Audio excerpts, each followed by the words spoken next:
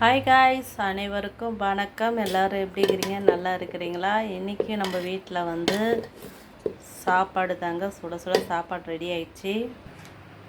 கம்மன் மீன் குழம்புங்க. இது பொடி மீன் தான்.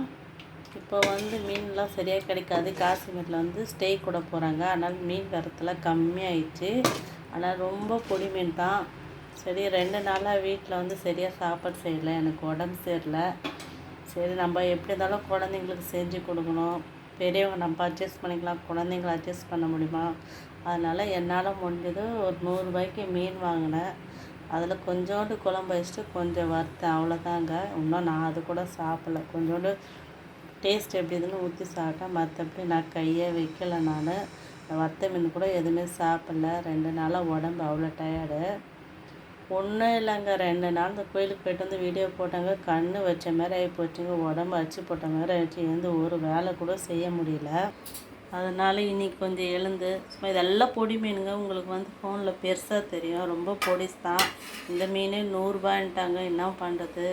மாத கடைசி இப்போ தான் முடிஞ்சுக்குது. இன்னும் சம்பளம் எல்லாம் வந்த வரைக்கும் செய்யலான்னு அந்த 100 ரூபா மீன்ட பாதி குழம்பு வச்சு பாதி வறுத்தேன். அது இல்லாத இன்றைக்கி நான் மீன் குழம்பு பாப்பா ஸ்கூலில், பெரிய பாப்பாவுக்கு எக்ஸாம்னு ஸ்கூலோட போகும்போது அங்கே நம்ம தெரிஞ்ச பாப்பா வந்தது. அவங்க குழந்தைய விட வந்துச்சு. மாதமாக இருந்துச்சு. என்ன குழம்பு அக்கான்னு கேட்டுச்சு. மீன் குழம்பு சொன்னேன். உடனே கொஞ்சம் மீன் குழம்பு கொடுங்கன்னு கேட்டாங்க. வாய் விட்டு கேட்டவுடனே எனக்கு ரொம்ப கஷ்டமாச்சு. உடனே ஒரு கிண்ணத்தில் ஊற்றி கொடுத்துட்டேன். சாப்பிடு பாப்பா, கொஞ்சம் தான் வச்சேன், நிறைய வைக்கலன்னு. ஏன்னா அதுமாரி டைம்லலாம் யாருன்னா கொடுப்பாங்களோ நம்ம மனசு ஏங்கும். நான்லாம் ரொம்ப அனுபவிச்சுக்கிறேன். யாருன்னா ஒரு வாய் சோறு போட மாட்டாங்களா, குழம்பு கொடுக்க மாட்டாங்களா. என் பெரிய பாப்பாவோட சின்ன பாப்பா வயிற்றுல இருக்கும் போதெல்லாம் ஒரு வேளை சோறு கிடைக்காதான்னு ரொம்ப ஏங்கிருக்கிறேன். எனக்கு யாருன்னா இதுமாரி உதவி கேட்டால் கொடுத்தேன். என்கிட்ட இல்லைன்னா கூட கொடுத்துருவேன் நான். அப்புறம் வயசான பாட்டி உடம்பு சரியாந்தாங்க. அவங்களுக்கு கொஞ்சம் இன்றைக்கின்னு பார்த்து மனசு ஒரு மாதிரி இருந்துச்சு. ஒரு கிண்ணத்தில் குழம்பு ஊற்றி எடுத்து போய் கொடுத்துட்டு வந்தேன். நம்ம வந்து யாருக்குன்னா பிச்சை போடுறோம், அன்னதானம் கொடுக்குறோம், நம்ம தாங்க தேடி போய் கொடுக்கணும். அவங்க வந்து கேட்க மாட்டாங்க. அதனால் கொடுத்து பாருங்கள். உங்கள்கிட்ட 1 ரூபா ஆகுது, 100 ரூபா ஆகும். தானத்தில் ஆனீங்கன்னா 100 ரூபாவுக்கு 1 ரூபா ஆகிடும். அனுபவத்தில் சொல்கிறேன். ஒரு கட்டத்துக்கு மேலே வந்து பழி பாவத்துக்கு பயந்து வாழும்.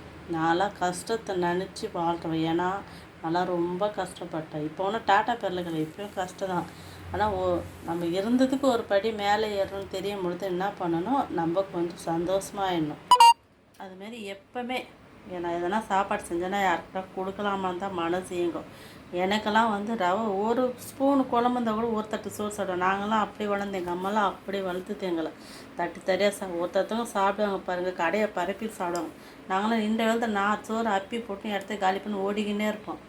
அவங்களுக்குலாம் தெரியல அருமை. நாங்களாம் கஷ்டத்துலேயே வந்து இன்றைக்கி என் குழந்தைங்க சாப்பிட்டா கூட சொல்லிக்கினே இருப்பேன். கஷ்டம் நாங்கள் இப்படி பட்டோம் அப்படி பட்டோன்னு. என் பெரிய பாப்பாவில் எம்மா நீ கம்முன்னு இருமான்வான். ஏன்னா பயம் எனக்கு. அவளுக்கு குழந்தை தெரியல. ஒரு கட்டத்துக்கு மேலே வந்து யாரும் ஹெல்ப் பண்ண மாட்டாங்க. நம்ம கஷ்டம் நமக்கு தான். நம்ம யாரையும் குறையும் சொல்லக்கூடாது. அதோட புண்ணியமாக பாவமாக அவங்களுக்கு. நம்ம கஷ்டம் நம்ம குழந்தைங்களுக்கு இப்போவும் சொல்கிற கஷ்டத்தை சொல்லி வளங்க. இப்போ இருக்கிற காலகட்டத்தில் சொகுசு வாழ்க்கை எப்படின்னா கிடச்சிடுது குழந்தைங்களுக்கு.